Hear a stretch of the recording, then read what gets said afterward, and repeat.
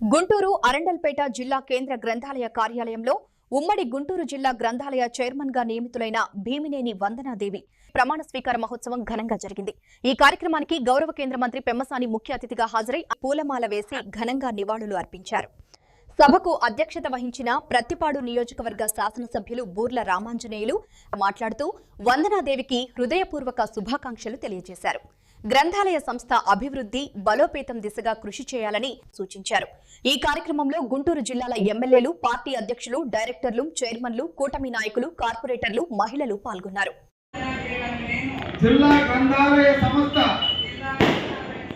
గుంటూరు నందు ఉమ్మడి గుంటూరు జిల్లా గ్రంథాలయ సంస్థ చైర్పర్సన్ గా పదవీ బాధ్యతలు స్వీకరిస్తున్నారు.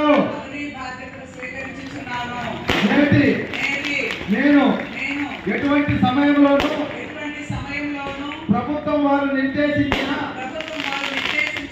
బాధ్యతలను విస్మరించనని అందిస్తానని మనస్ఫూర్తిగా ప్రమాణం చేస్తున్నాను.